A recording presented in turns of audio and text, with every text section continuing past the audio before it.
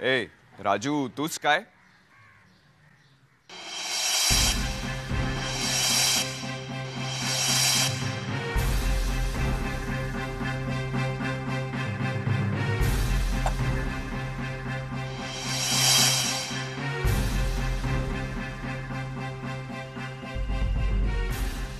हाँ मी आहे. काय झालं? गाडी दिली होती रंग बदलायला, झाली नाही अजून. हा तुमची गाडी ना? होईल होईल, ते काय सर दुसरी पण काम आहेत ना. बरेच दिवसापासून ऐकतोय. नाही होईल होईल. साहेब एक विचारू काय? नाही म्हणजे तुमची काय हरकत नसेल तर. काय तुमची गाडी बघितली मी, एकदम टकाटक आहे रंग. पत्राचं बी काय काम नाही, कशाला बदलताय उगाच? राहू दे की. गाडीच्या मालकाला नकोय तो रंग. अच्छा अच्छा अच्छा. नाही तुम्ही मालक नाही काय गाडीचे? मला वाटलं तुम्ही मालक आहे. बरं साहेब मी काय म्हणतो, ते काम झाल्यावर चलन कोणाच्या नावाचं काढायचं म्हणजे बिल? हो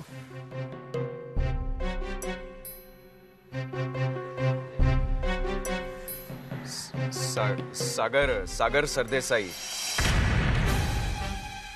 त्याची गाडी आहे ती.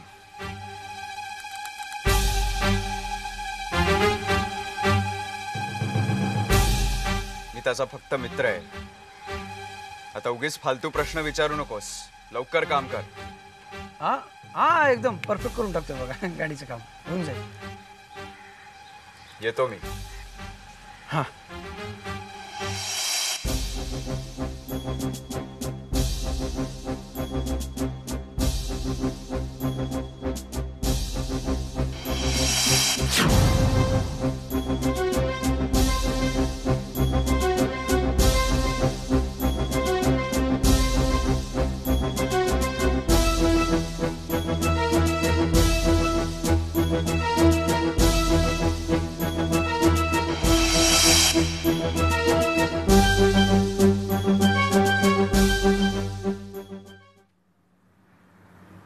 आनंदी नोटीस स्टाफ मध्ये सगळ्यांनी वाचले सागर. सिनियर स्टाफ तर एवढा डिस्टर्ब झाला ना. साहजिकच आहे.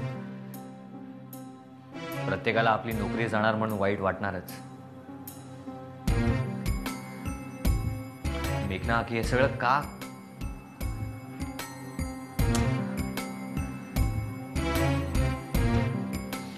इथे कंपनीच्या फायद्याचा विचार करण्याआधी इंटरनल प्रॉब्लेम सॉल्व्ह करण्यातच सगळा वेळ जातोय. आनंद तू प्लीज एक काम कर, माझ्या वतीने शक्य होईल तितक्या माणसांशी तू बोल. ओके. Especially senior staff. आणि त्यांना सांग की घाबरण्यासारखं काहीही नाही आहे. आपण काहीतरी मार्ग काढूयात ना. ठीक आहे. मी या यू मे गो.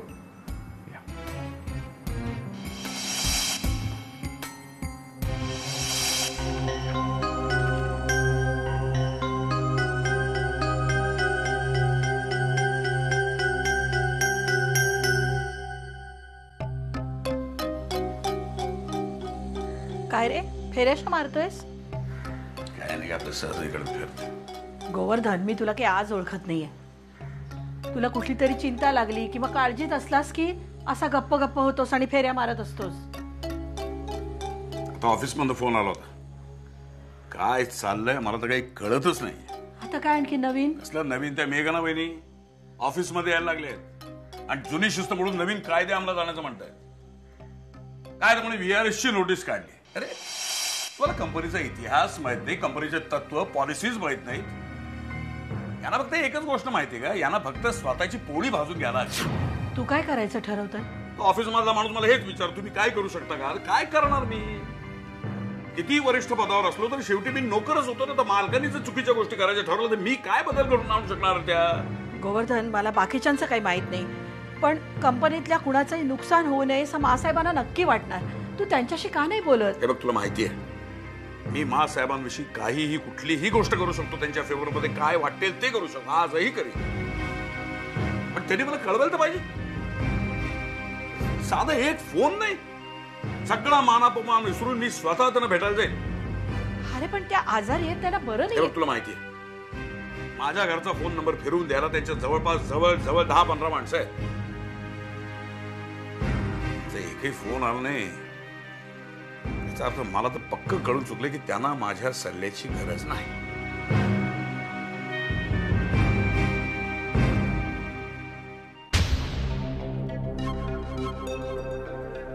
नाही काका. ज्या माणसांनी इतकी वर्ष आपली सोबत केली, आपल्या कंपनीसाठी कामं केली, त्यांना असं अचानक नोटीस पाठवून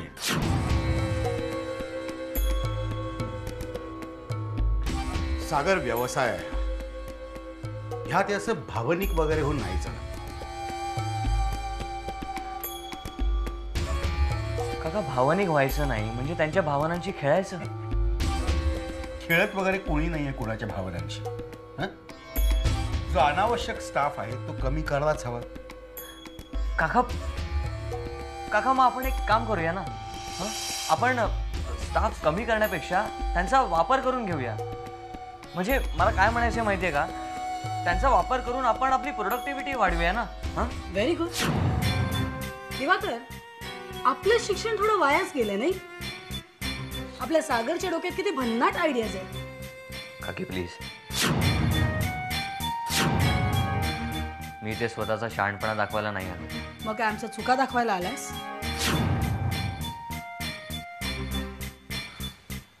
नाही, अगदी चुका नाही म्हणत आहे मी, पण तुम्ही जे काही डिसिजन्स घेतलेत ते मला मान्य नाही आहे. सागर, एक मिनिट दिवाकर. सागर, मी काय म्हणते ते नीट ऐक. या ऑफिसमधला काही स्टाफ कमी करण्याचा निर्णय आम्ही घेतलाय आणि तो फायनल आहे. तेव्हा त्यात तुझं मत आम्हाला नको आहे.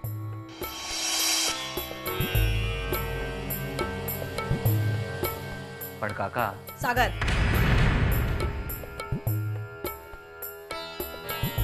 यापुढे याबद्दल काहीही बोलणं व्यर्थ आहे. आमचा डिसिजन फायनल आहे. Am I clear?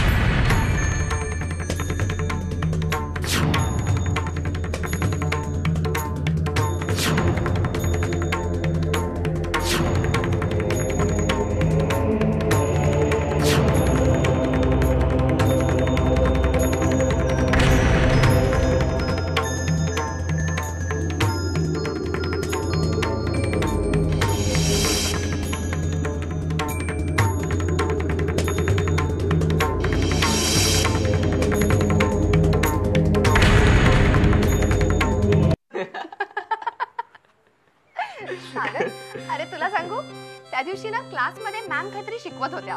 ओमकार ना ऍज युजल जत्रेत हरवल्यासारखा बसलेला. मॅमनी नेमका त्यालाच प्रश्न विचारला आणि काहीतरी भलतंच उत्तर दिलं.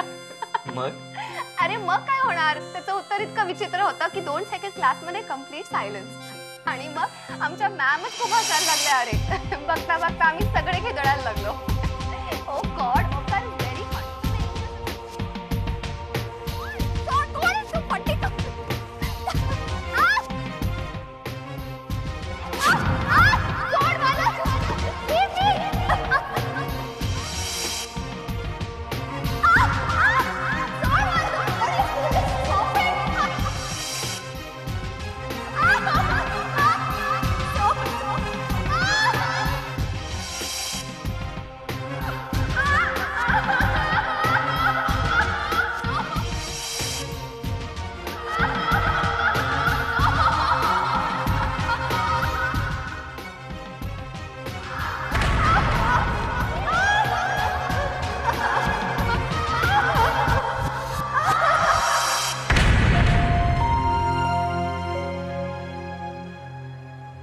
सागर, काय झालं?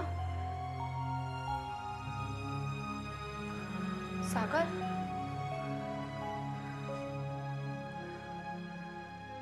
काय नाही मुक्ता. बऱ्याच दिवसांनी तुला इतकं हसताना बघितलं ना, खूप बरं वाटलं मला.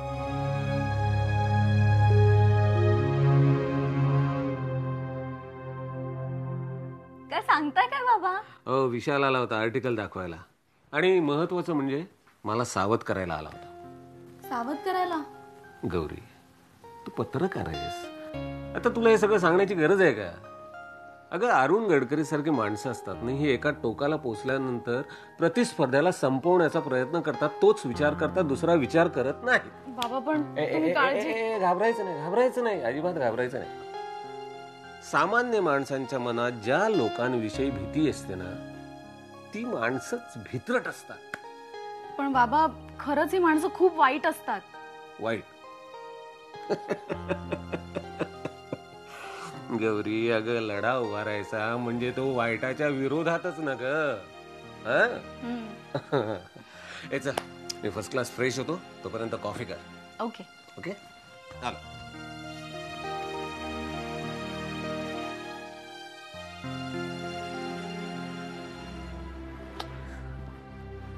आत्या, मला वाटतं मी निघतो आता. काकांना यायला खूपच उशीर होतोय. अरे सागर, एवढा वेळ थांबलाच आहेस ना, 5 मिनिटं अजून थांब. पप्पा येतील इतक्यात. मलाही तसंच वाटतं. गोवर्धन हल्ली फार वेळ नाही थांबत घराबाहेर. ऍक्च्युली महत्वाचं बोलायचं होतं मला काकांशी. मी नंतर येतो, आता निघतो मी. ओके. अरे सागर, केव्हा आलास तू? पप्पा तो कधीच आलाय. हा, त्याला तुमच्याशी महत्वाचं बोलायचंय. बोल ना मग. बस मी चहा आणते तुमच्यासाठी. चहा घेशील ना रे परत? हो. बोल. पप्पा मी पण येते. बरे. बोल. ऍक्च्युली काका प्लीज. बोल. काका, ऍक्च्युली ऑफिसमध्ये खूप विचित्र डेव्हलपमेंट्स होत आहेत. म्हणजे I am really very confused, म्हणून म्हटलं तुमच्याशी येऊन बोलावं. काय झालं, बोल ना. दिवाकर काकांनी VRS ची नोटीस काढली. म्हणजे ऍक्च्युली मेघना काकीने त्याला असं करायला भाग पडलं. पहिल्यांदा आय वॉज शॉक्ड. मला काही कळेच ना, म्हणून मी त्यांच्याशी जाऊन बोललो. तर काकांनी मला उडवाडवीची उत्तरं दिली. आणि मेघना काकी तर म्हणाले की आम्ही जे डिसिजन्स घेतले आहेत ते अगदी करेक्ट आहे आणि यात काहीही बदल होणार नाही. आता मी काय करू काका? आजीशी बोलू? नाही, अशा परिस्थितीत आजीशी बोलू नकोस. एक तर त्यांची प्रकृती बरोबर नाहीये. कबूल आहे काका. आणि प्रत्येक गोष्ट त्यांना सांगणं मला नाही वाटत योग्य ठरेल. नाही काका, बरोबर आहे तुमचं. आजीला खरंच खूप त्रास होईल, पण तीच यातनं काहीतरी मार्ग काढू शकते. मागच्या वेळी मॉडेलिंग असाइनमेंटला घेऊन जो प्रॉब्लेम झाला होता ना, तोही तिनेच सॉल्व्ह केला होता. हो, पण प्रत्येक वेळा तुम्ही आजीलाच त्रास नाही देऊ शकत. काही गोष्टी आपल्यालाच कराव्या लागतील. मग काका, तुम्ही काही मदत करू शकाल का? मी काय करणार आता? कंपनीतल्या बागवाने सुद्धा मला फोन केला होता मदतीसाठी की याविषयी तुम्ही काही करा. पण खरं सांगतो, माझे हात बांधलेले आहेत. आत्ता तरी काही करू शकत नाही. मग आता काय? सध्या तरी गप्प राहण्याशी दुसरं गत्यंतर नाहीये. काहीतरी मार्ग निघेल. सॉरी तुम्हाला त्रास दिला. असं काही नाही रे. तुला पाहिजे तेव्हा माझ्याकडे जेवढी जमेल तेवढी मदत मी नक्की करेन. थँक्यू.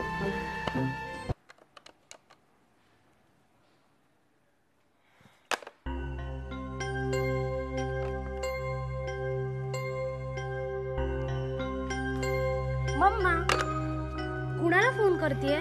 तुझ्या डॅडीला. फोन ऑफ ठेवलाय ना त्याने. अगं, कोणत्या तरी महत्वाच्या मीटिंग मध्ये असतील ना ते. अरे म्हणून काय फोन ऑफ ठेवायचा?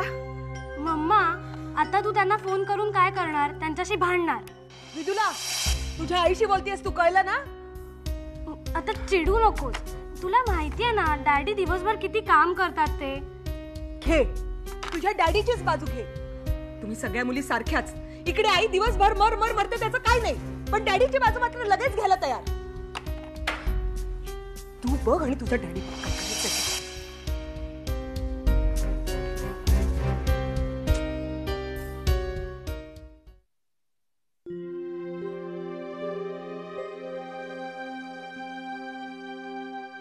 अरे, तुम्ही कधी आलात? आणि मला कुणीच काही बोललं नाही आज एकदम लवकर? होय दमलोही होतो म्हटलं. बरंच केलेत लवकर आलात ते. दिवस कसा कामाच्या गडबडीत निघून जातो, पण संध्याकाळनं अगदी खायला उठते. फार एकटं वाटायला लागतं. पूर्वी मुलं लहान होती ना, त्यामुळे घर भरल्यासारखं वाटायचं, पण आता तीही मोठी झाली आहेत, तीही बिझी झाली आहेत. त्यांची चूक नाही म्हणा, शेवटी प्रत्येक जण उडण्यासाठी आपापला आभाळ निवडतोच ना.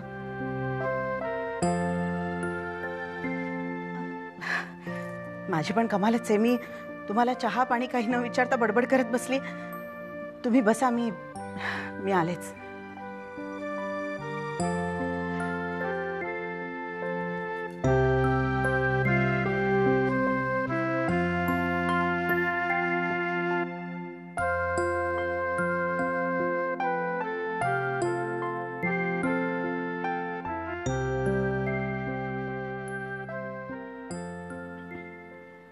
गायत्री, मा तुम्ही सगळे फक्त मलाच बोलताय. कोणीही फक्त तुम्हाला बोलत नाहीये. तुम्ही एकदा स्वतःशी नीट विचार करा. स्वतःला विचारा म्हणजे तुम्हाला कळेल. मी केलाय विचार. मला नकोय हा असला संसार. अहो, असं नका बोलू. संसार म्हणजे गळ्यातलं लोढणं नसतं. उलट मौल्यवान हाराप्रमाणे जपायचा असतो संसार. म्हणजे प्रत्येक वेळेला स्वतःचं मन मारून जगायचं, असंच ना? आपलं सर्वस्व संसारात लोटून दिलं ना की मन आणि संसारमुळे वेगळे राहतच नाहीत. अहो, आशिष आणि गौरीचा तरी विचार करा. गौरी ही तरी काय वेगळी आहे मा? ती यांच्यासारखीच. जगातला सगळा भ्रष्टाचार संपवायची जबाबदारी या दोघांच्या खांद्यावर आहे, असेच बोलत असतात सारखे. मग काय चुकीचं बोलतात ते? गायत्री, विनायकरावांसारखा प्रामाणिक जोडीदार तुम्हाला मिळाला, याचा खरं तर तुम्ही अभिमान बाळगायला पाहिजे. मा स्पष्टच बोलतीये. दुरून डोंगर साजरे ही जी म्हण आहे ना, ती बरोबर आहे. प्रत्येक क्षणाला स्वतःचं मन मारून जगणं फार अवघड असतं. गायत्री, जाऊ दे मा. नाही, खरंच जाऊ दे. तुम्हाला नाही, कधीच नाही पटणार माझं म्हणणं.